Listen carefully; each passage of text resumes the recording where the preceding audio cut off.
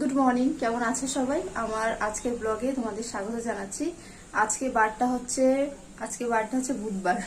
মাঝে মাঝে না ভুলে যায় জানো, আজকে বুধবারের সকাল আর এখন সকাল ওই 9টা 2 বাজছে। আর আজকে সকাল সকাল আমার সমস্ত কাজ হয়ে গেছে। এরকম কিন্তু প্রত্যেকদিন হয় না, মাঝে মাঝে হয়। তো আজকে সকাল সকাল উঠেছিলাম, পুজো করার ছিল 7টার মধ্যে। তো সেই কারণে সকালবেলা সেই 6:30টার আগে উঠেছি। উঠে ঘরটার মানে মুছে ঝাড় দিয়ে স্নান সেরে পুজো করেছি।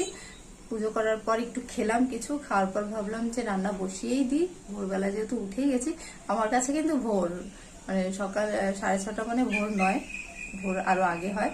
আর এখন যেহেতু গরমের দিন, সকাল 6টা মানে অনেক বেলা, একদম রোদের তাপ উঠে যায়।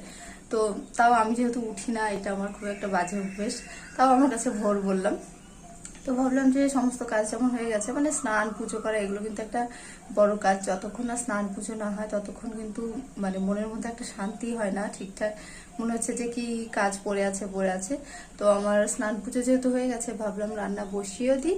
আর 9টার মধ্যে কিন্তু আমার রান্না হয়েও গেছে, আর একটুখানি বাকি আছে।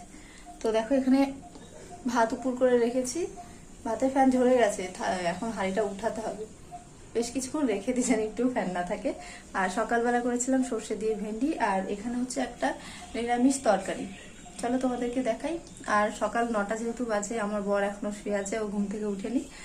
ডেকেছিলাম একবার, তো বললো উঠবে, তো ভাবলাম থাক আর একটু শুয়ে থাক, ততক্ষণ আমার রান্না বান্না হয়ে যাবে, উঠলে চা করে একসঙ্গে দুজন মিলে চা খেতে পারবো। তো দেখো, চলো দেখাই এই তরকারিটা একদম ফুটছে, এত গরম না।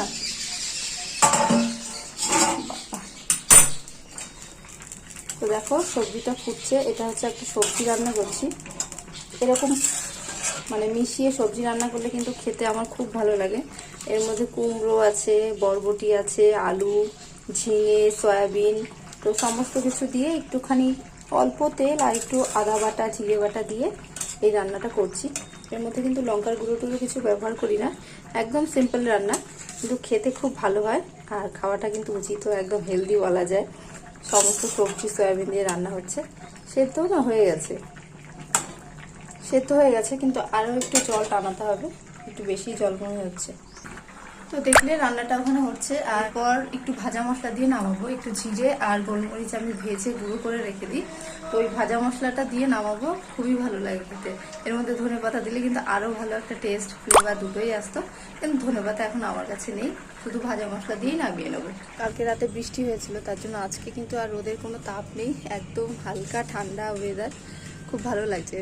কালকে ওই রাত 10টার দিক থেকে বৃষ্টি হচ্ছিল, সারা রাতই টিপটাপ বৃষ্টি হয়েছে। আর আমার সামনে দেখো কত আম পড়ে আছে, ওই দেখো। মানুষ আম কিনে খেতে পারে না, মানে যেহেতু এখন সব কিছুরই দাম বেশি, তো অনেকে আম কিনে খেতে পারছে না। আর আমার চোখের সামনে এতগুলো আম পড়ে আছে যেগুলো খাওয়ার কোনো উপায় নেই। আর হ্যাঁ, চেষ্টা করলে খাওয়া যাবে, কিন্তু আমরাও চেষ্টা করছি না আর কি, অন্যের বাড়ির উপরে ছাদের আম পেড়ে খাওয়ার। কিন্তু চোখের সামনে না অনেক আম নষ্ট হয়, যেটা দেখলে খুব খারাপ লাগে। মিনিমাম 30-40টা আম তো হবেই চোখের সামনে একটু একটু করে নষ্ট হয়।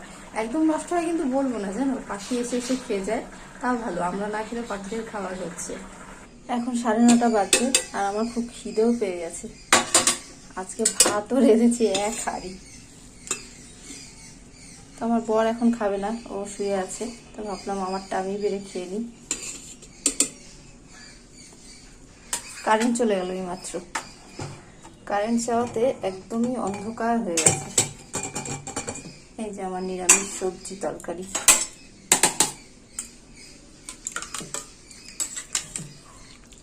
গরম গরম ভাতের সাথে গরম গরম সবজি।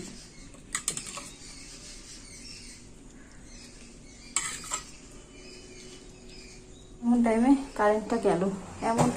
কারেন্টটা চলে গেল, অন্ধকার হয়ে গেছে পুরোটা। আমাদের বিল্লি রানী শুয়ে আছে, এটা বিল্লি রাজা, এটা বিল্লি রানী না। তো শুয়ে আছে, এখন তো আমি মাছ ভাত খেতে বসতাম, তাহলে ওকে কে দেখে। মাছের গন্ধ শুনতে পেয়ে এতক্ষণে কখন যে চলে আসতো আমার পায়ের কাছে। যেহেতু নিরামিষ ভাত খাচ্ছি, ওর তাই কোনো হেলদোল নেই, শুয়েই আছে।